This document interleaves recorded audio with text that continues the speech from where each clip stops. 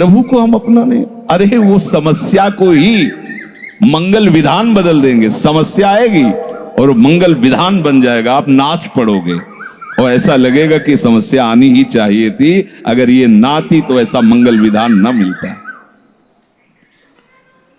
तो प्रभु की नित्य अहेतुकी कृपा में विश्वास रखो। जगत के किसी भी प्राणी पदार्थ से कोई भी सहयोग की आशा मत रखो। ये एक एक शब्द बहुत परमार्थ के लिए बल प्रदान करने वाले हैं। किसी की आशा मत रखो।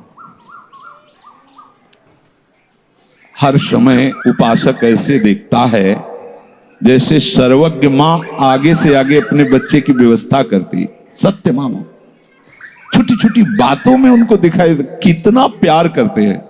इतने महान होकर इतनी छोटी बात को ऐसे, वो सबको नहीं लगेगा, उसको लगेगा जो आश्रित हो चुका है। एक छोटी छोटी बात। जगत के किसी भी प्राणी पदार्थ से आशा मत रखो। यदि तुम वास्तविक अपना कल्याण चाहते हो, परमानंद में डूबना चाहते हो, तो आशा केवल अपने आराध्य देव से रखो। हम कहते हैं विषय त्यागी नहीं हो पा रहे, तो विषय की भी आशा अपने आराध्य देव से रखो। देखो, ब्रह्मा जी ने करदम जी से कहा कि सृष्टि का सृजन करो, हमारी आज्ञा है। तो पिता की आज्ञा पालन करने के लिए तत्पर हुए, पर आश्रय उन्होंने भगवान का लिया और 10,000 वर्ष तक भगवत भजन करते हुए भगवान प्रकट हुए, गरुड़ पर विराजमान, आकाश स्थित।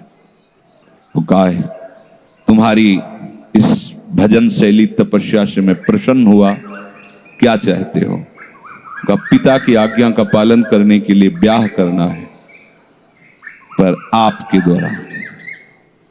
तो आदि सम्राट महाराज मनु विश्ववंदनी, उनकी पुत्री ऐसी सुंदर कि उनको देख लें तो विमानों से देवता गंधर्व मूर्छित हो जाते थे। उनका ब्याह, उनको कहा है तो कि हम पहले ही आदेश कराएं, वो परसों आएंगे, आप ब्याह करें। क्या वैभव उनका, कितने खंड का विमान, कैसा ऐश्वर्य, कैसा। बोले भगवान के भजन से ब्याह और भोग सामग्री मिली? बोले नहीं। अगर उन्होंने ब्याह मांगा तो आगे बिना मांगे आप पुत्र बन करके आगे भगवान कपिल देव जी के रूप में, और जगत का परम मंगल करने वाला भगवान ने उपदेश किया, श्रीमद् भागवत में वर्णन है। तो यदि विषय की भी आशा है तो प्रभु से कीजिए। संख्या एक जहर होता है, ऐसे खाओगे तो मर जाओगे, पर वही जब आयुर्वेदाचार्य शोध के देता है तो दमादि बड़ी भयानक बीमारियों में वो संख्या काम कर जाता है। ऐसे ही स्वयं भोक्ता विषय के बनोगे तो संसार की इस चक्र में फंसते चले जाओगे। और यदि भगवत प्रसाद रूप स्वीकार करोगे तो भगवत प्राप्ति भी होगी और प्रसाद का भी स्वाद होगा, सब भगवत प्रसाद। आशा करो तो एक केवल प्रभु से ही करो, चाहे विषय की ही सही। भगवान ने चारों को उदार कहा है। आर्त, संकट निवृत्ति के लिए भगवत भजन करना, अर्थार्थी, ईश्वर प्राप्ति के लिए भजन करना। भगवान ईश्वर के स्वामी, तुम्हें और किसी से चाह करने की जरूरत क्या है? जिज्ञासु, ये क्या है संसार, क्या है भगवान, क्या है ये रहस्य, वो तुम्हारी जिज्ञासा पूर्ण शांत कर देंगे जगत गुरु। और ज्ञानी, वो तो भगवान की आत्मा है, आत्मस्वरूप। चारों को उदार कहा है। प्रभु का ऐसा करुणामय स्वभाव है कि यदि उनसे आप विषय भी मांगेंगे तो विषय देंगे, लेकिन साथ में उसमें कृपा मिला के देंगे। तो विषय तुम्हें बांध नहीं पाएगा और उसका फल होगा भगवत प्राप्ति। कहीं भी देख लो, जहां भी भगवान से विषय मांगा गया है तो उसका परिणाम हुआ है भगवत प्राप्ति। कहीं भी कहीं भी। तो यहां कह रहे हैं किसी भी प्राणी पदार्थ से सहयोग की आशा मत रखो। आशा करो तो एक केवल अपने आराध्य देव से। जो भी आशाएं, चाहे आशास्य दास्यम वृषभानुजाया, अगर ऐसी महान आशा है तो जगत बंदनीय आशा है कि मैं लाडली जी की सेवा में रहूं। चलो यहां तक पहुंच नहीं तो जो भी आशा है इनसे ही, और पूर्ण ना हो तो आनंदित हो जाना, क्योंकि जो आशा तुमने की थी वहां उसकी जांच की गई और देखा गया कि ये आशा तुम्हारा पतन कर देगी, इसलिए करुणामयी सरकार ने वो आशा तुम्हारी पूर्ण नहीं की। ये मत सोचना कि उन्होंने हमारी बात सुनी नहीं, सुनी गई और उसकी जांच हुई कि अगर ये आशा इसकी पूर्ण हुई तो दुख में फंस जाएगा, मुझे भूल जाएगा, तो मांगने पर भी वो नहीं देंगे। ये ध्यान रखना। तुम्हें प्रभु ने अपनी सेवा के लिए यहां भेजा है।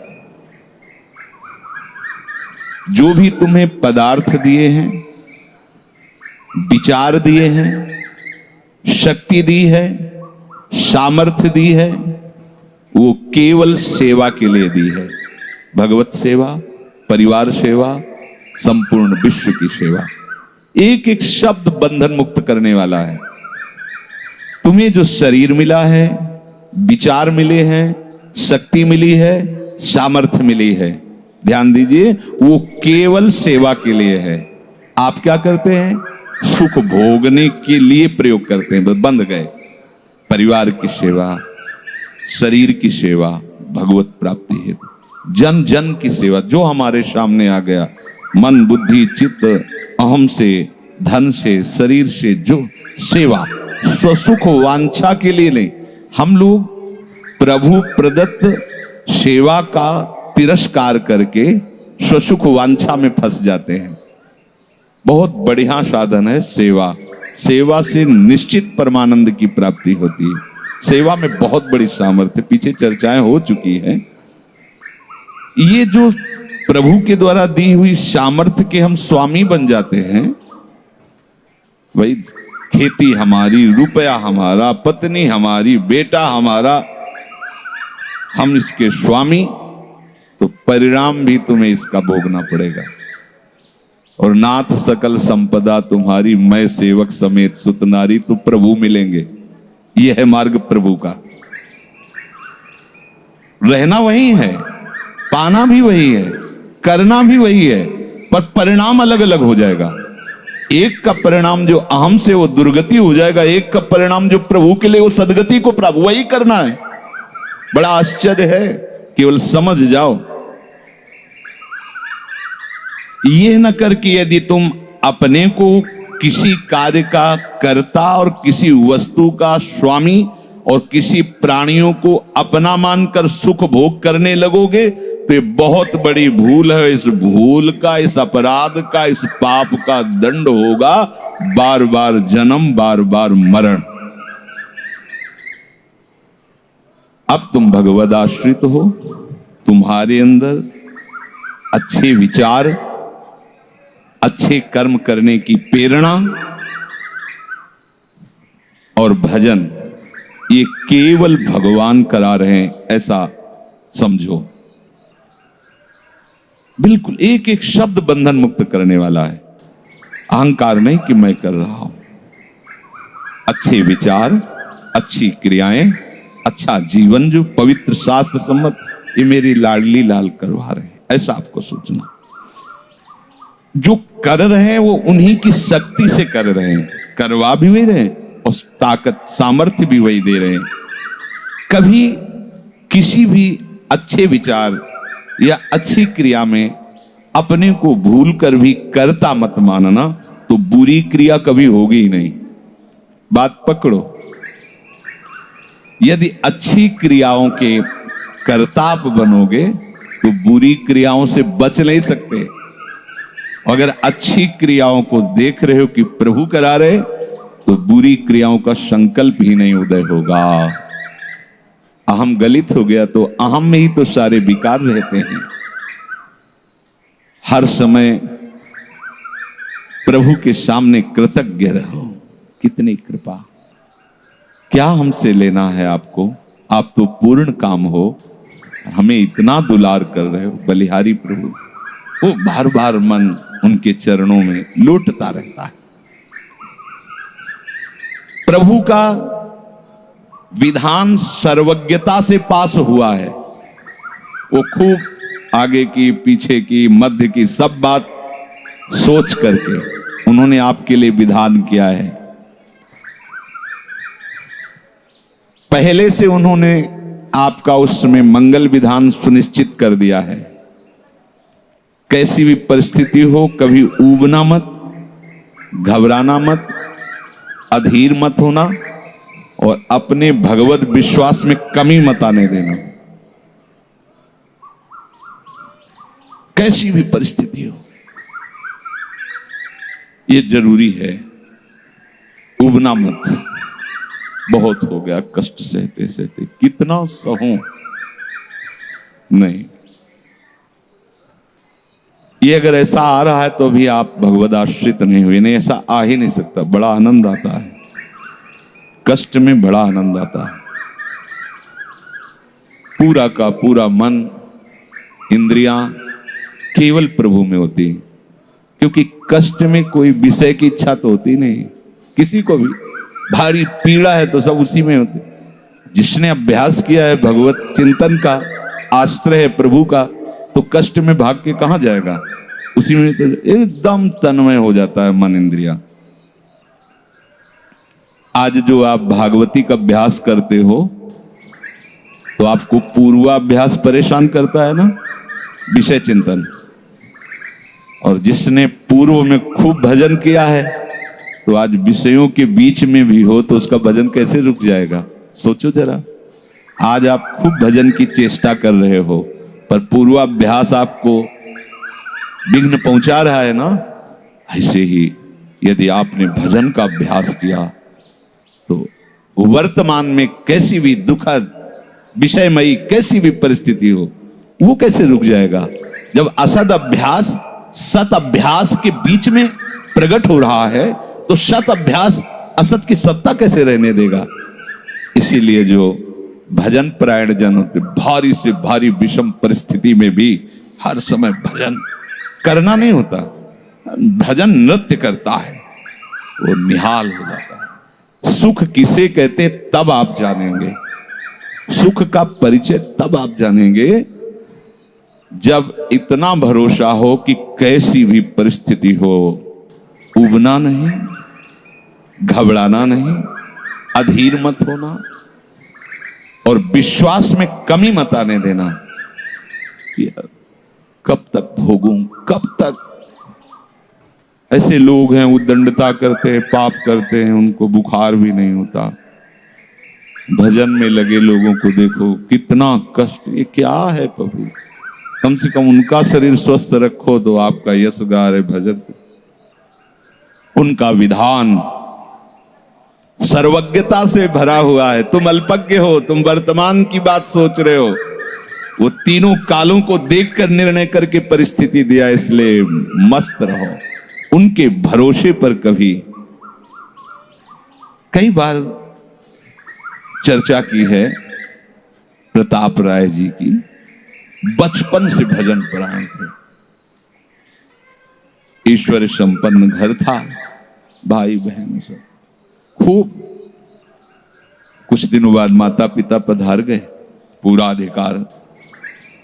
ऐसे भजन में डूबे रहते कि उनका व्यापार था कि जैसे कोई धन लेने के लिए आया तो उसके लिए कुछ गिरवी रखना होता था, आभूषण आदि, और जितनी आवश्यकता है आप धन ले जाइए, और जब धन मिल जाए तो ब्याज सहित उसमें रख जाना और अपना सामान ले जाना। एक बक्सा रखा रहता था और वो आप माला लिए हर समय भजन करते थे। बड़े वास्तविक आंतरिक वृत्ति से प्रभु में लगे थे। पर उनकी कुल परंपरा का यह व्यापार था। जैसे सदन जी की कुल परंपरा, तो कुछ गृहस्थ ऐसे महापुरुष जो अपने, भगवान भी कहते पर धर्मो भयावहा सुधर्मो निधनो श्रेया पर धर्मो, वो जो वहां का काजी था उसने देखा कि बिना किसी प्रयत्न के बड़ा आनंद इनके चल रहा है, तो जलन होती, जो भगवत विरोधी जन, विमुख जन होते हैं तो जलन होती है। इसको दूसरे रूप में हम कह सकते हैं कि प्रभु अब उनके भजन का फल देना चाहते थे। दोनों बातें, परिणाम जान गए हैं इसलिए हम कह रहे हैं प्रभु उनके भजन का फल देना चाहते थे, और वो वर्तमान से देखो तो वो द्रोही थे, भगवत द्रोही जन। 3 लोगों ने काजी से मिलकर कहा बड़ा सुख लूट रहा है, हम जाके देखा है बढ़िया काम बन जाए। वो देखता भी नहीं कि बक्से में क्या रखा गया। तो कुछ कंकड़ ऐसे झोली में, पहले थैली टाइप की झोली होती, गए प्रणाम किया और कहा हमें 10,000 रुपए की आवश्यकता है, यहां लिखो दस्तखत, तारीख, दिन, और चेक भी नहीं करे। वो इतने विश्वास परायण भक्त थे, अभी तक ऐसा कुछ हुआ भी नहीं था। 10,000 रुपए, थोड़ी देर में दूसरा आ गया, थोड़ी देर में तीसरा आ गया, धन था, दे दिया। 2-3 दिन बाद एक आया, 10,000 का ब्याज, 10,000 रुपए उनका, अपनी जहां रखा हो निकाल लीजिए। थैली निकाली और 2500 लोगों को पहले से ही काजी ने वहां भेज रखा था, सबके सामने डाला। देखो कितना पाखंडी है, हमारी सोने की सब जो आभूषण थे सब हटा के देखो इसमें पत्थर रख दिया, और हो तलक दूसरा आ गया, और प्रताप राय जी आपसे ये 10,000 रुपए, ये आपका ब्याज का पैसा। उसे अरे हाँ मेरे भी स्वर्ण, तीसरा है। फिर अब तो जितने गांव वाले थे जो श्रद्धा करते थे कि भक्त है, बड़ा उनका सम्मान था, सब उनके मुंह पे निंदा करने लगे। तिलक लगाए बैठे हो, कंठी बांधे हो, नाम जप करते, तुम्हें शर्म नहीं आती? तभी हम लोग सोचते थे कि कुछ करते हो नहीं, इतना माला माल हो रहे हो, ऐसी बेईमानी तुम करते हो। काजी आ गया, उसने कहा तुम रिपोर्ट लिखाओ। रिपोर्ट लिखाई गई, बादशाह के पास रिपोर्ट पहुंचाया गई। उन्होंने कहा ऐसे पाखंडी को बंदी बना लिया जाए, सारी संपत्ति जब्त कर ली जाए। प्रताप राय जी ने जब सुन, अवाक, मतलब पत्नी से कहा कि ठाकुर जी की सेवा में बाधा ना पहुंचे, तुम ठाकुर जी को लो, पीछे के मार्ग से निकल जाओ, कुछ भोग सामग्री, आभूषण और ठाकुर जी को लेकर चले जाओ। पत्नी ने ऐसा किया, साफ एक बर्तन भी नहीं रहने दिया, और उनको हथकड़ी डाल करके जेल में पहुंचा दिया, सब लूट लिया, सब नष्ट भ्रष्ट कर दिया। अब आप देखते जाओ। जब वहां पहुंचे तो जो विरोधी जन थे तो उन्होंने कहा कि ठाकुर के बहुत से आभूषण, बड़ी महंगी मूर्ति इनकी ठाकुर की, इनकी पत्नी, उसको तो आपने बंदी नहीं बनाया। सरकारी सैनिकों ने खोज की तो अपने मायके चली गई थी, वहां से उनको बंदी बनाया, ठाकुर जी को ला करके जहां धन का स्टॉक था वहां रख दिया, आभूषण सब उनको, दोनों को एक जगह हथकड़ी बेड़ी डाल। तो ठाकुर जी से एकांत में जेल में कहने लगे कि ये सब लीला तो हमें बर्दाश्त है, लेकिन आप जो हमारे प्राणनाथ हैं, आपको बंद कर दिया गया, भोग नहीं लगेगा, आरती नहीं होगी, आपको शयन नहीं करे, ये हमसे बर्दाश्त नहीं होता। प्राण हमारे ले लो, हम आपकी सेवा के बिना नहीं रह सकते। मुझे ये जो कुछ किया इस तो बर्दाश्त है, पर आप हमारे पास नहीं, आपकी सेवा नहीं, और जीवन भर कुल परंपरा से आपकी सेवा होती, नाथ ये मुझसे बर्दाश्त नहीं होता। विकल होकर के रोए, तो वहीं गलबैया दिए प्रिया प्रीतम जेल में ही प्रकट हो गए, निहाल कर दिया। आगे जो बड़ा चरित्र है, हम ये बताना चाहते हैं कि देखने में तो हमें लगा कि देखो ऐसे महान भक्त के जीवन में कैसी परिस्थिति आई, पर परिणाम देखकर हम ये कह सकते हैं कि ये फल वृत्ति आई, पूरे जीवन के भजन का फल, कि सच्चिदानंद प्रभु का साक्षात दर्शन, साक्षात ऐसी महान स्थिति आगे उनकी वर्णन है। क्या कह रहे कि ऊबो मत, घबराओ मत, अधीर मत हो, विश्वास में कमी मत होने दो।